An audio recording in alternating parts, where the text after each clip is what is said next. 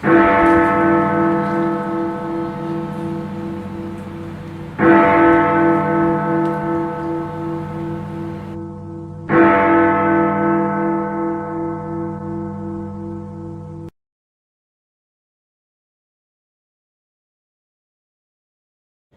malam Bapak Ibu Saudara terkasih dalam Tuhan. Mari saat ini kita mau mengheningkan sejenak hati dan pikiran kita. Kita mau datang dalam Tuhan sebelum kita mulai ibadah malam hari ini. Kita mau ambil saat teduh.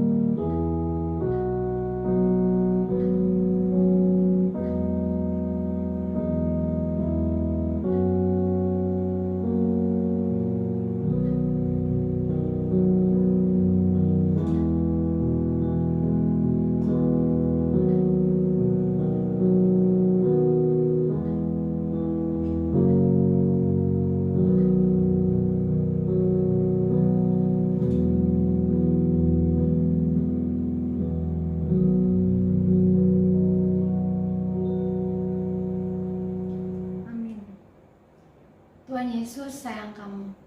Bapak Ibu Saudara yang terkasih, sudah berapa lama kita merasa biasa akan kasih Tuhan? Sudah berapa lama kita merasa ya kasih Tuhan biasa aja sih buat aku. Mari saat ini Bapak Ibu Saudara kita mau mengingat kembali kasih Tuhan yang begitu besar dalam kehidupan kita. Dia mau datang ke dalam dunia, bahkan dia mau mati untuk Bapak Ibu dan untuk saya.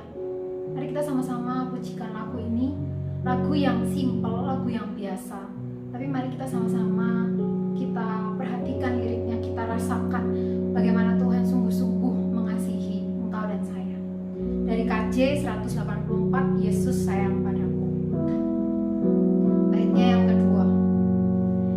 Yesus sayang padaku, Ia mati bagiku, dosaku dihapusnya, surga pun terbukalah. Yesus Tuhanku sayang padaku. Yesus Tuhanku sayang padaku,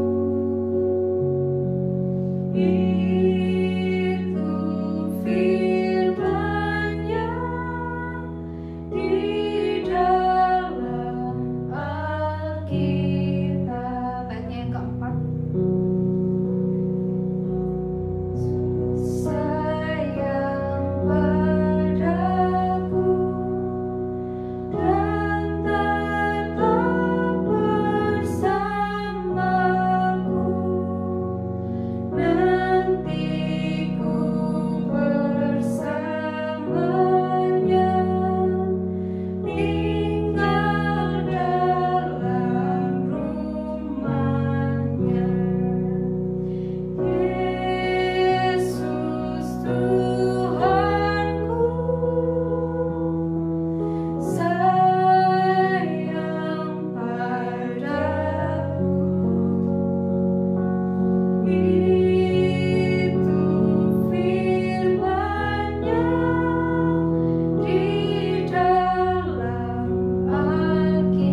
Yesus Tuhanku sayang padaku. Yesus Tuhanku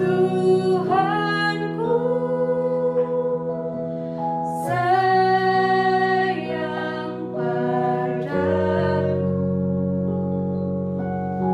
itu firman-Nya di dalam Alkitab. Mari kita berdoa. Terima kasih banyak Tuhan untuk kasih setiamu. Terima kasih banyak kalau Tuhan masih mengasihi kami ketika kami terkadang lupa untuk mengasihi Engkau. Terima kasih kalau Tuhan boleh datang ke dalam dunia untuk menghapus segala dosa dan pelanggaran kami. Kiranya Tuhan sendiri akan terus mengingatkan kami betapa Tuhan sangat-sangat mengasihi kami.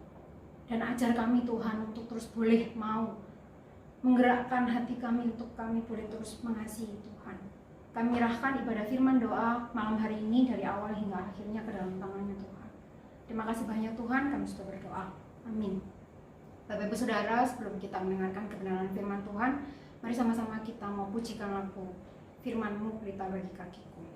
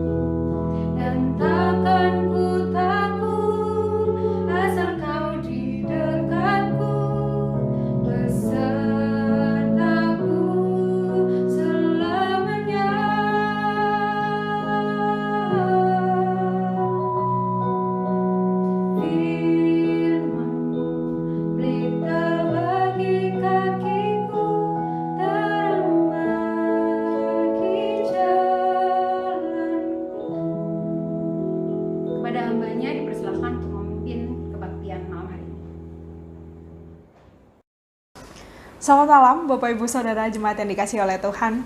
Saat ini mari kita bersama-sama ingin merenungkan firman Tuhan. Namun sebelum itu saya mengajak kita untuk tenangkan hati dan pikiran kita berdoa.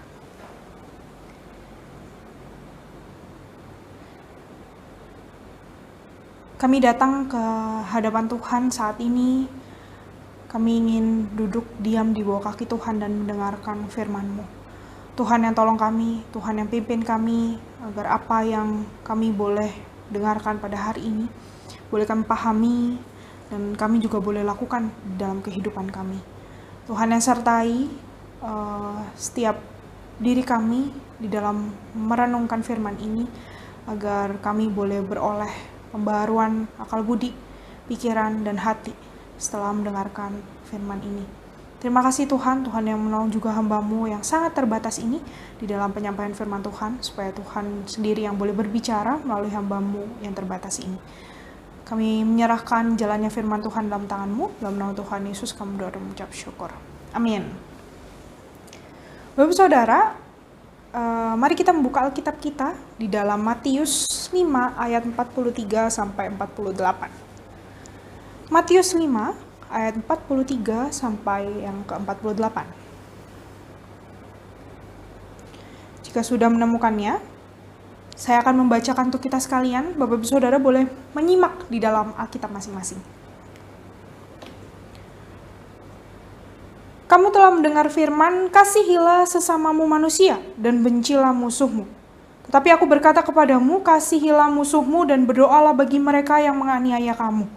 Karena dengan demikian kamu menjadi anak-anak Bapamu yang di sorga, yang menerbitkan matahari bagi orang yang jahat dan orang yang baik, dan menurunkan hujan bagi orang yang benar dan orang yang tidak benar. Apabila kamu mengasihi orang yang mengasihi kamu, apakah upahmu? Bukankah pemungut cukai juga berbuat demikian? Dan apabila kamu hanya memberi salam kepada saudara-saudaramu saja, apakah lebihnya daripada perbuatan orang lain?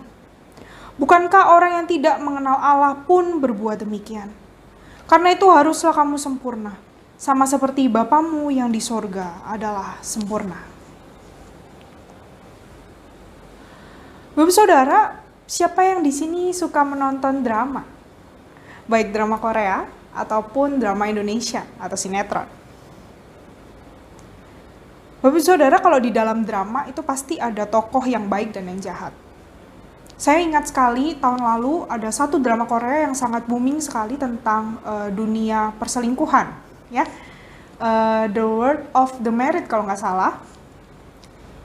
Drama ini sangat booming sekali waktu itu dan sangat dikenal oleh banyak orang. Bahkan ada juga spoiler-spoilernya di Instagram. Saya waktu itu tidak mengikuti, tetapi saya melihat beberapa kali di Instagram gitu ya. Ada orang yang upload di story ataupun di feed gitu tentang cuplikan-cuplikan dari drama ini. Sangat mengesalkan Bapak Saudara, apalagi ketika kita melihat sang pelakor ya, merebut laki orang kalau kita bilang zaman sekarang gitu, yang merebut suami dari seorang tokoh yang baik ya, seorang istri yang baik di dalam drama tersebut. Bapak Saudara, tokoh yang jahat, antagonis itu biasanya selalu mencari masalah atau sangat membenci orang yang baik. Biasanya mereka dihadirkan untuk membuat satu drama ini semakin seru, semakin naik gitu ya.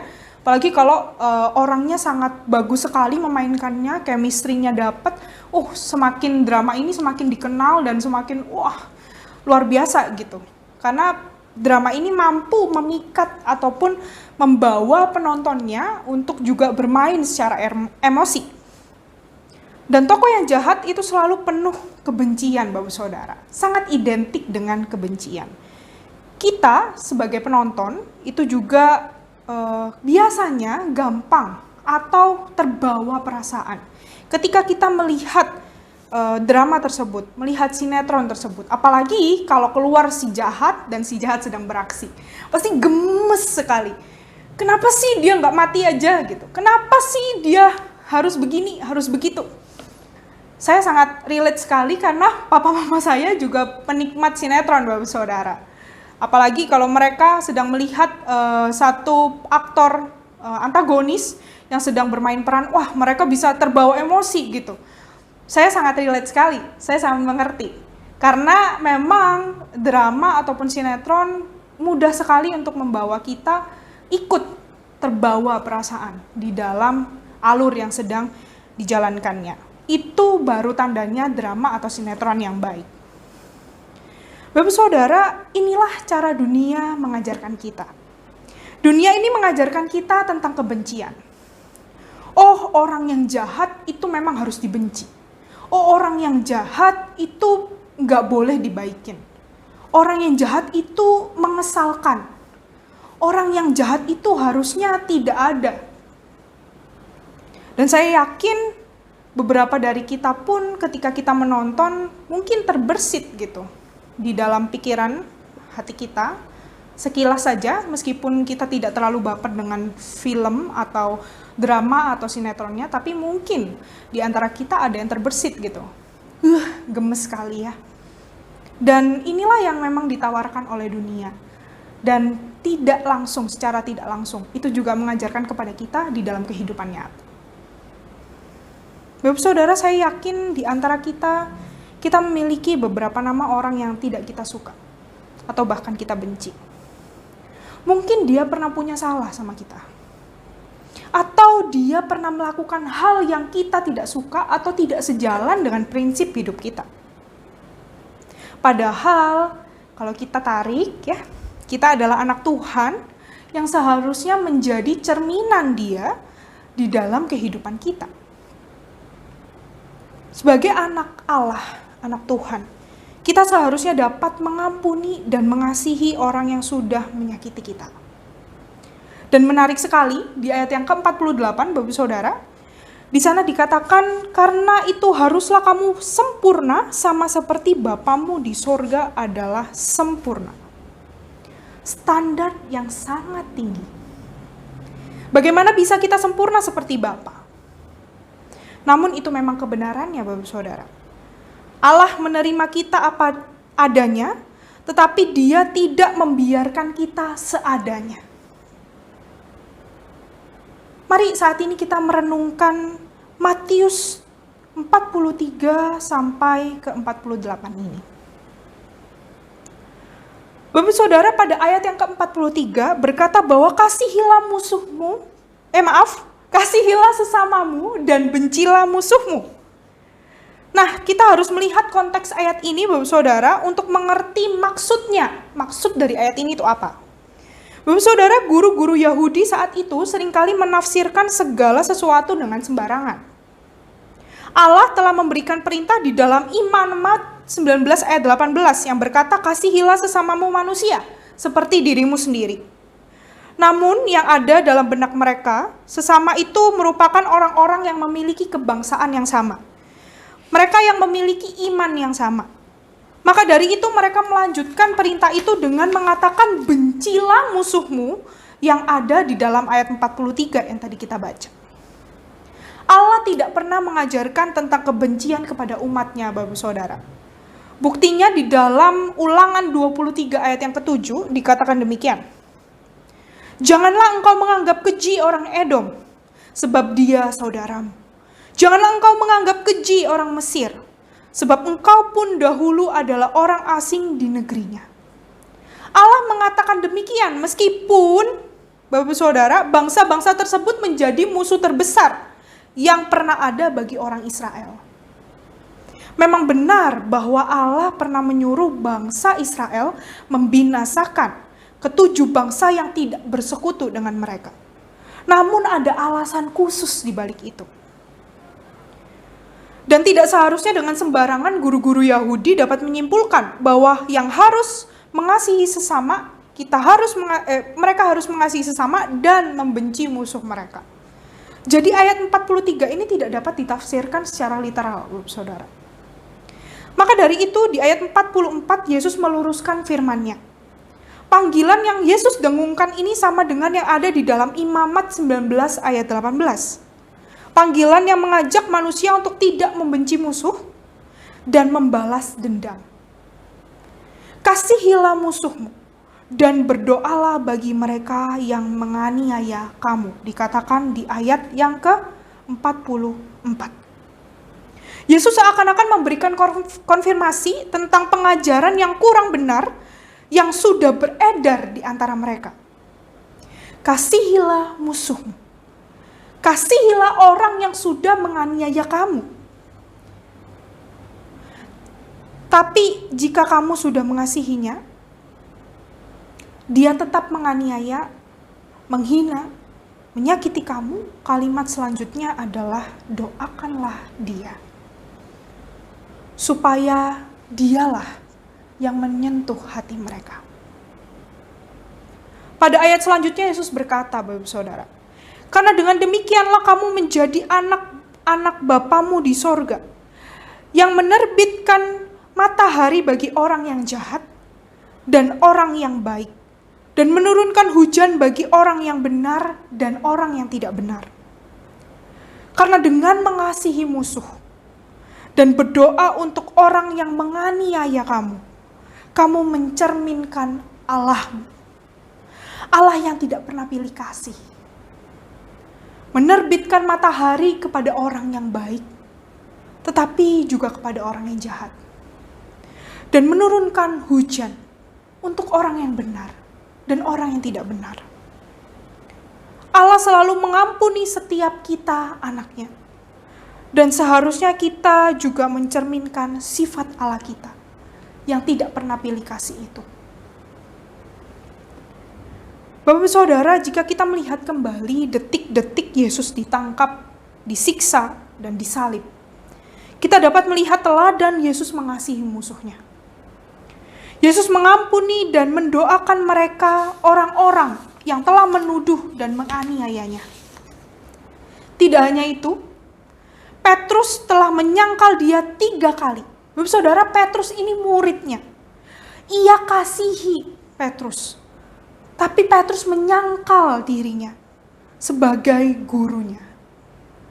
Yesus mau mengampuninya dan tetap mengasihi Petrus. Kita melihat kasih yang besar yang sudah Yesus teladankan bagi kita. Dan dalam ayat selanjutnya, Bapak Saudara, Yesus melanjutkan, apabila kamu mengasihi orang yang mengasihi kamu, apakah upahmu? Bukankah pemungut cukai juga berbuat demikian? Dan apabila kamu hanya memberi salam kepada saudara-saudaramu saja, apakah lebihnya daripada perbuatan orang lain? Bukankah orang yang tidak mengenal Allah pun berbuat demikian? Bapak Ibu Saudara, ayat ini semakin memperjelas maksud perkataan Yesus tadi. Kalau kamu mengasihi orang yang mengasihi kamu, apakah upahmu? Kasihmu itu adalah kasih yang mengharapkan sesuatu. Misalnya saya mengasihi Bapak Ibu, karena Bapak Ibu juga baik dan mengasihi saya. Itu mah udah biasa Bapak Ibu.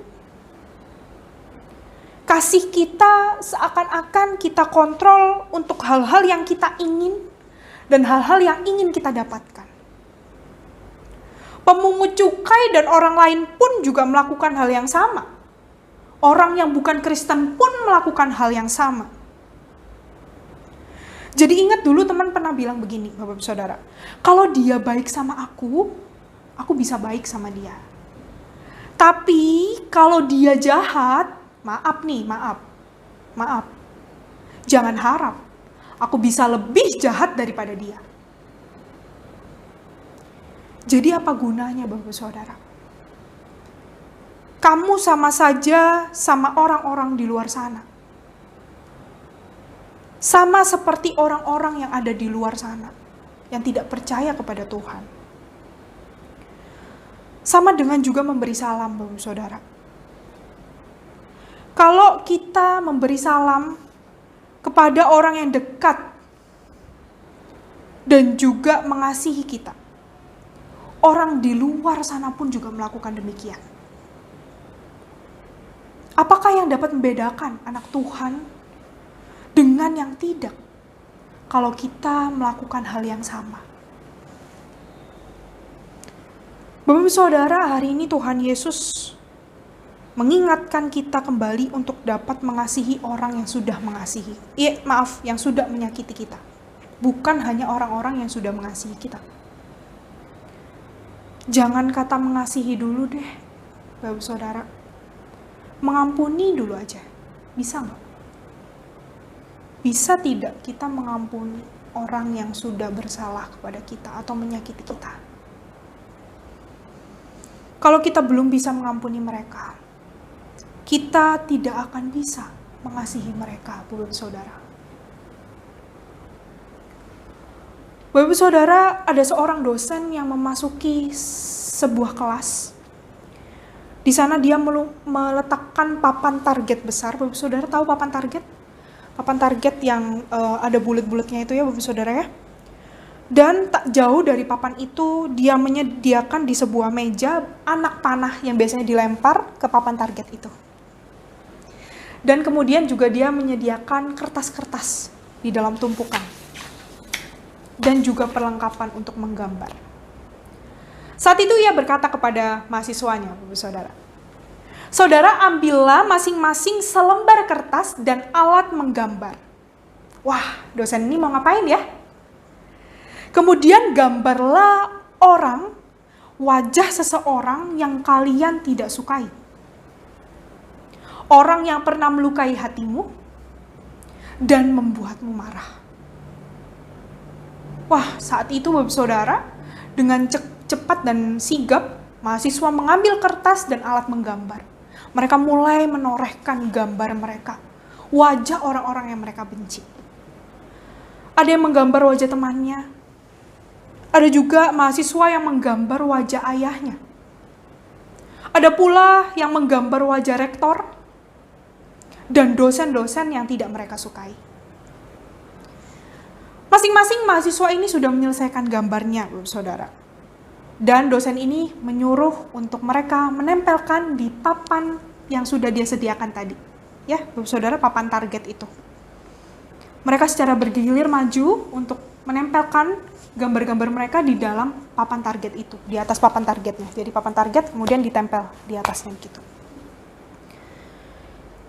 Kemudian Bapak Ibu Saudara, dosen itu mengatakan demikian. Sekarang kalian boleh melemparkan anak-anak panah yang ada di meja itu ke papan target, ke gambar orang-orang yang kalian tidak suka itu, yang kalian benci itu.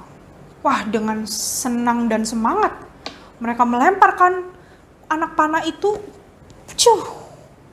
ke gambar-gambar yang sudah diletakkan di atas papan target. Mereka melemparkannya dengan penuh kebencian dan penuh emosi. Tak berapa lama seorang dosen itu menyuruh mereka untuk kembali duduk karena waktunya sudah habis. Sang dosen kemudian menurunkan gambar-gambar itu, melepaskan gambar-gambar itu, dan juga papan target itu dari tembok, Bapak Ibu Saudara. Dan ternyata di balik papan target itu ada gambar Yesus yang ternyata sudah dia letakkan. Dia lepas papan targetnya dan dia tempelkan itu, gambar yang menempel di papan target, ke depan kelas. Keheningan pun memenuhi kelas itu, Bapak Saudara. Kenapa? Karena gambar Yesus itu penuh dengan lubang dari anak panah yang menembus gambar dan papan target itu. Gambar wajah dan mata Yesus penuh dengan lubang. Bahkan ada yang robek karena hujaman anak-anak panah itu. Sang dosen pun menutup saat itu dengan hanya berkata singkat, Bapak Saudara. Apa yang kamu lakukan terhadap sesamamu? Kamu telah melakukannya terhadap Yesus.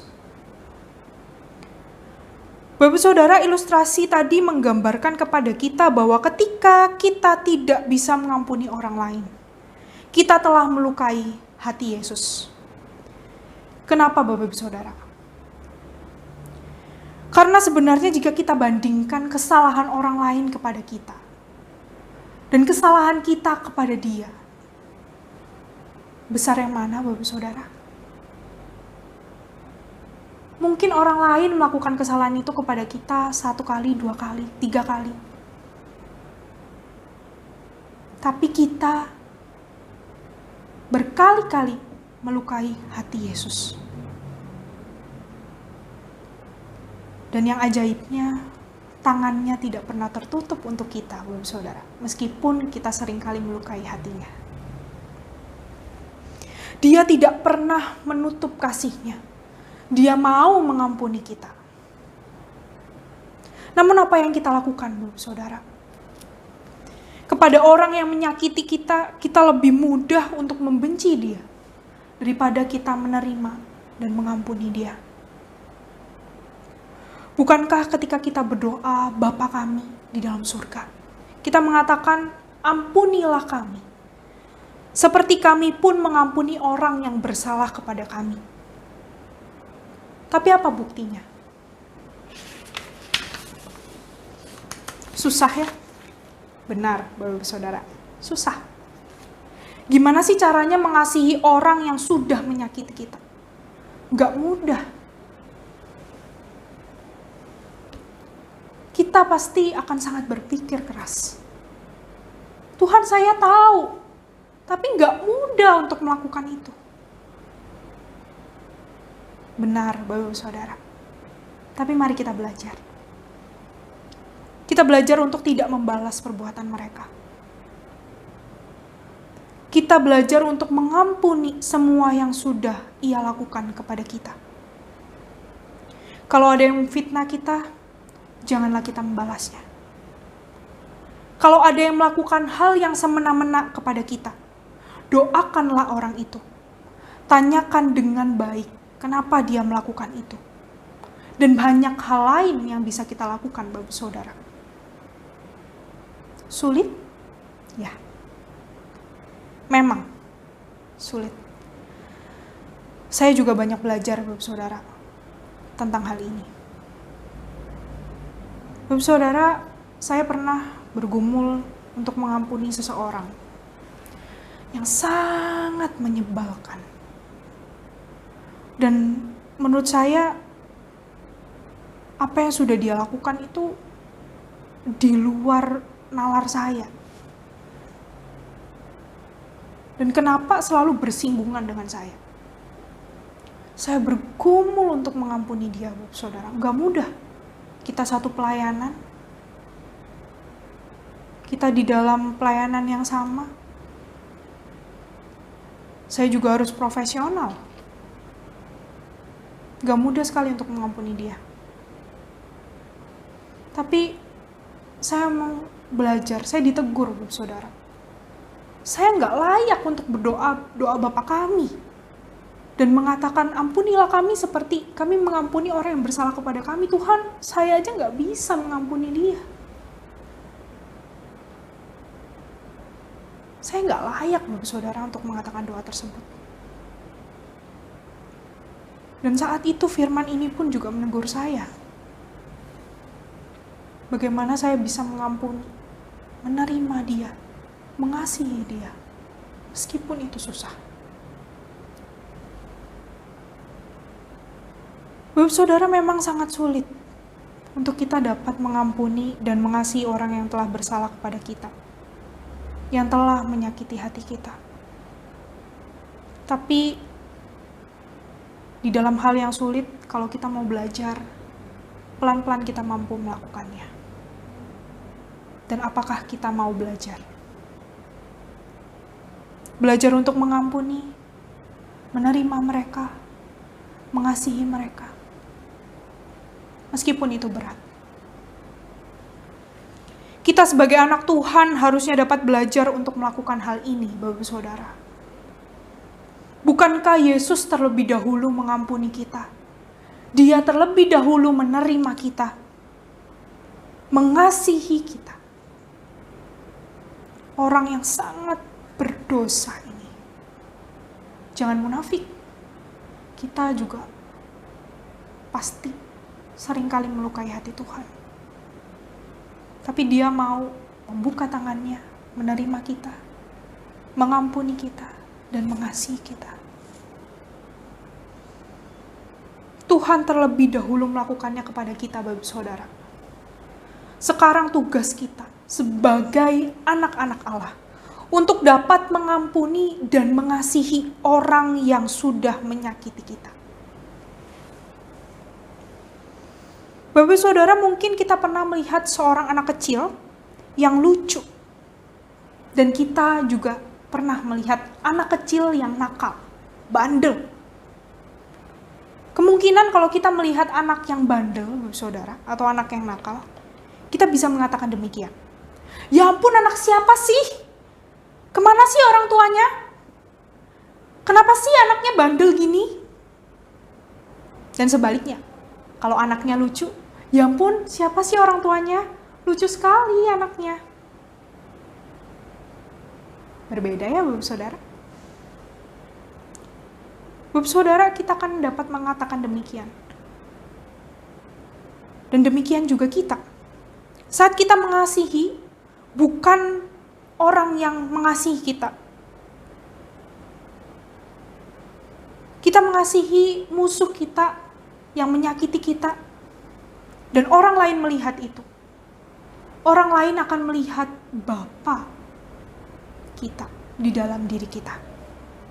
Wah, siapa sih ini? Dia punya hati yang lapang. Dia mau mengasihi orang yang sudah melukai hatinya. Pastilah mereka akan melihat Tuhan di dalam kehidupan kita.